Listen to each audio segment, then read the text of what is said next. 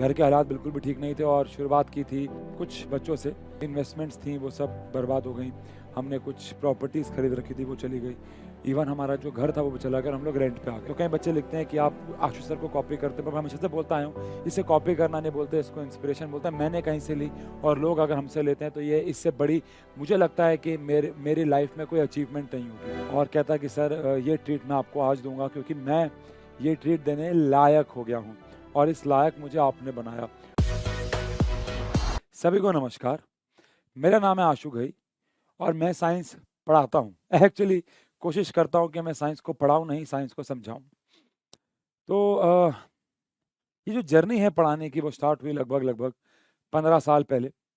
हम लोग ऑफलाइन में 15 साल से पढ़ा रहे हैं। हम लोग से मेरा कहने का मतलब है हमारी ओएसआर अकेडमी, और अभी ऑनलाइन में हम लोग 1.5 साल पहले ही आए हैं।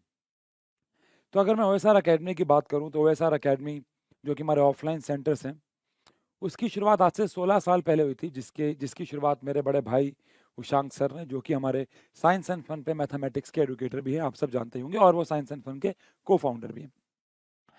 तो शुरुआत हुई आज से 16 साल पहले। घर के हालात बिल्कुल भी ठीक नहीं थे और शुरुआत की थी कुछ बच्चों से। पहले तो इनिशियली उशांक सर मुझे और मेरे 1-2 दोस्तों को पढ़ाते थे घर पे, बस ऐसे ही, मतलब कि बिना किसी पैसों के, मतलब मुझसे तो वो क्या ही लेंगे, लेकिन मेरे दोस्तों को भी वो फ्री में ही पढ़ाते थे। फिर एक दिन मेरी मदर की कोई फ्रेंड आई हुई थी, मुझे एग्जैक्टली याद नहीं है, और वो घर पे आई हुई थी मेरी मदर से मिलने। तो उन्होंने देखा कि उशांक सर कितना अच्छा पढ़ा रहे हैं मुझे और मेरे दोस्तों को, तो उन्होंने कहा कि मेरे बच्चों को भी पढ़ा दो। तो उशांक सर ने वहाँ से शुरुआत की बच्चों को पढ़ाने की, और 1 साल, 2 साल, 3 साल, 4 साल में कब ये हज़ारों बच्चों में कन्वर्ट हो गया पता ही नहीं चला। और फिर ओएसआर अकेडमी के फाउंड होने के 2 साल बाद जस्ट मैंने भी उशांक सर को ज्वाइन किया। मैंने शुरुआत की 9th क्लास से बच्चों को पढ़ाने की, जब मैं खुद 10th क्लास में था। तो 10th के एंड में मैंने बच्चों को पढ़ाना स्टार्ट कर दिया था। तो इसलिए जर्नी 16 साल पहले की है। और फिर बच्चों को पढ़ाया, बहुत दिल से पढ़ाया, और धीरे-धीरे पढ़ाने में मज़ा आने लग गया। पहले आपको पता है हमने शुरुआत की थी कि भाई थोड़ा पैसा आ जाएगा, मम्मी की हेल्प हो जाएगी, बिकॉज़ अ, मेरे जो फादर है वो एक्सपायर हो गए थे जब मैं 2 साल का था, तो मदर तब से ही काम कर रही थी, तो एक हेल्पिंग हैंड हो जाएगा। लेकिन बाद में इतना मज़ा आने लग जाएगा, ये बिल्कुल भी पता नहीं था, अंदाज़ा नहीं था। तो साइंस से प्यार हुआ कैसे? साइंस एक्चुअली इतनी अच्छी क्यों लगने लगी? तो 2 रीज़न थे। पहला रीज़न तो ये था कि मैं साइंस को जब पढ़ाने लगा, तो मैं साइंस के और सीक्रेट और रहस्य और फैक्ट्स जानना शुरू हुआ, क्योंकि मैं खुद पढ़ता था, फिर जाके बच्चों को पढ़ाता था, तो और ज़्यादा मज़ा आने लग गया। तभी मेरे जीवन में एक बहुत महान इंसान आए, जिनका मैं हर टॉक में नाम लेता हूँ और मैं गर्व से लेता हूँ कि मैंने उनसे इंस्पिरेशन ली, सर वॉल्टर लुईस जी, एमआईटी के प्रोफेसर। तो जब वो बच्चों को पढ़ाते थे, अब तो खैर वो रिटायर हो चुके हैं, बट जब वो बच्चों को पढ़ाते थे, तो वो एक्सपेरिमेंट्स की मदद से पढ़ाते थे, और बहुत ही, मतलब उनका लेक्चर ऐसा लगता था कि यार जैसे कि हम लोग अ, एक मूवी देख रहे हैं। तो बस तभी से मैं इंस्पायर हुआ कि मैं भी पढ़ाऊँगा तो ऐसे ही पढ़ाऊँगा, बट ऑब्वियस सी बात है वो बहुत ज़्यादा महँगे सेटअप्स, एमआईटी, फंडिंग, 100 लोगों की, 1000 लोगों की टीम, बट मैं यहाँ पे अकेला था, क्योंकि उशांक सर अपना काम कर रहे थे, तो मुझे अपना करना था। तो मैंने हर एक एक्सपेरिमेंट को बहुत स्मॉल स्केल पे रेप्लिकेट करना शुरू किया। जैसे कि वो एक पेंडुलम का एक्सपेरिमेंट करवाते थे एक बोलिंग बॉल की मदद से, जो कि बहुत महँगी आती थी, बहुत बड़ा सेटअप लगता था उसको लगाने के लिए। बट मैंने क्या किया, मैं अपने घर की छत पे गया, पानी की टैंकी में से एक बॉल निकाली जो वाटर लेवल के लिए होती है, उसमें छेद किया, उसमें मिट्टी भर दी और उससे वो काम कर दिया। मतलब ये एक एग्जांपल दे रहा हूँ, हर चीज़ को ऐसे रेप्लिकेट करना शुरू कर दिया, और जब ये शुरू किया, बच्चों के चेहरे पे एक सैटिस्फैक्शन थी, एक प्यार था साइंस को लेके, फिर बस मैं ये रुका नहीं। और फिर उसके बाद मैंने खुद के एक्सपेरिमेंट्स भी डिज़ाइन किए, तैयार किए। हर एक चीज़ बच्चों को अलग तरीके से समझाने की कोशिश की।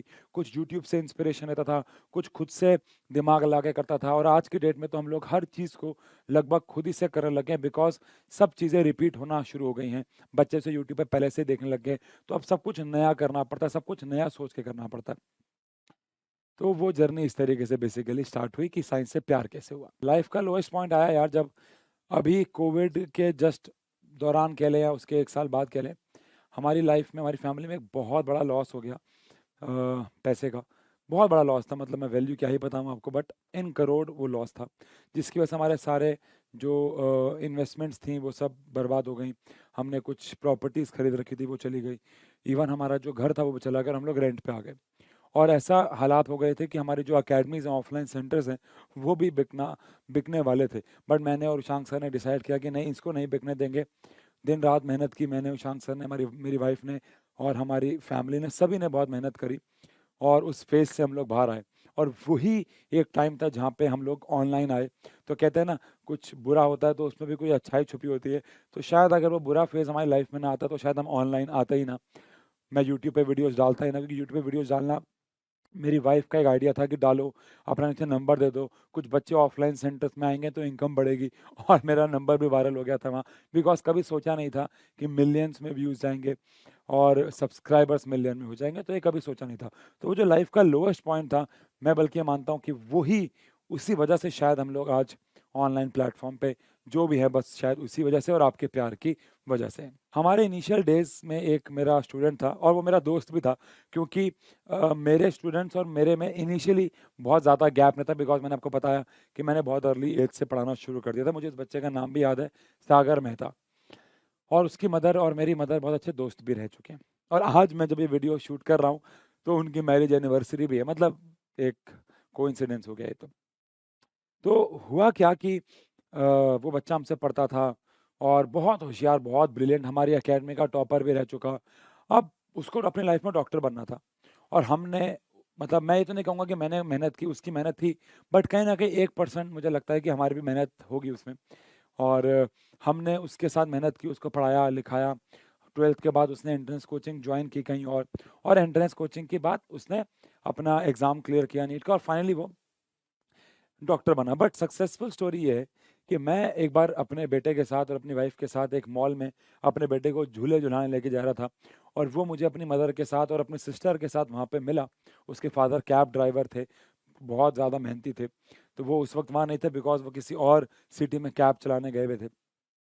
तो वो वहाँ मिला मुझे और उसने पहले तो मेरे पैर छुए। और पहली बात तो इस प्रोफेशन में हर पैसे से ज़्यादा इज्जत बहुत है।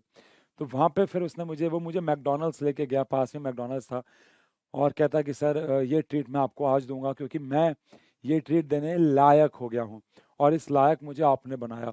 तो वो चीज़ें मेरे लिए बहुत इमोशनल थी, अभी भी मुझे गूज बम्स आ रहे हैं, क्योंकि हमने उन बच्चों को देखा है, उनके उनकी फैमिली को देखा है, और आज उसने मुझे अपने पैसों से एक मैकडॉनल्ड्स में ट्रीट दी।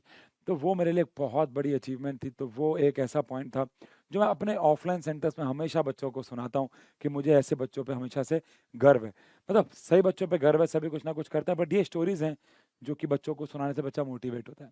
एक बारी एक बहुत बढ़िया टेक कंपनी के फाउंडर के साथ बैठा हुआ था, तो उन्होंने मुझसे पूछा कि आपके फ्यूचर प्लान्स क्या हैं, मतलब आप अपने आप को फ्यूचर में कहाँ देखते हैं। तो मैंने कहा कि मैं देखता हूँ कि हर एक साइंस का टीचर चीज़ों को इस तरीके से पढ़ाए, और मैं देख रहा हूँ यूट्यूब पे बहुत ज़्यादा बदलाव आया है। एक बच्चे ने मुझे अभी हाल ही में एक रील बना के भेजी थी, वो मैंने डाली नहीं क्योंकि मुझे लगता था कि लोग ऑफेंसिव ना हो जाएं, जहाँ पे उसने मुझे दिखाया कि कितने सारे साइंस एडुकेटर्स, कितने सारे फिजिक्स के एडुकेटर्स, केमिस्ट्री के एडुकेटर्स ने अब हमारे आने के बाद एक्सपेरिमेंट्स दिखाना, डेमोन्स्ट्रेशन दिखाना शुरू किया। तो कई बच्चे लिखते हैं कि आप आशीष सर को कॉपी करते हैं, पर मैं हमेशा से बोलता आया हूँ, इसे कॉपी करना नहीं बोलते, इसको इंस्पिरेशन बोलते हैं। मैंने कहीं से ली और लोग अगर हमसे लेते हैं तो ये इससे बड़ी, मुझे लगता है कि मेरी लाइफ में कोई अचीवमेंट नहीं होगी। तो टू बी वेरी ऑनेस्ट, मैं अपने आप को देखता हूँ, अगर मैं साइंस एंड फन की बात करूँ तो ऑब्वियसली बात है मैं इसको 10 मिलियन 15 मिलियन पे देखना चाहूँगा। बट नंबर्स मुझे लगता है उतना मैटर नहीं करता, इतना मैटर इम्पैक्ट करता है। तो मैं इम्पैक्ट वाइज देखना चाहूँगा कि हर एक स्कूल में, हर एक इंस्टीट्यूट्स में, हर एक एटेक में जब भी फिजिक्स, साइंस, केमिस्ट्री या कोई भी सब्जेक्ट पढ़ाया जाए तो प्रैक्टिकल नॉलेज उसमें इन्वॉल्व हो। क्योंकि पढ़ने का मज़ा मुझे लगता है तभी है। ठीक है, मार्क्स स्कोर करना भी ज़रूरी है, वो सब भी इसका एक बहुत बड़ा हिस्सा है, बट अगर हम चीज़ों को समझेंगे नहीं, सिर्फ पढ़ेंगे, तो चीज़ें अधूरी रह जाएंगी। तो बस मैं मेरा लाइफ गोल ये है कि मैं 10 साल बाद ये देखना चाहता हूँ कि हर एक इसी राह पे चल रहा हो और उसको लगे कि हाँ यार, ये इंपॉर्टेंट है। Thank you so much.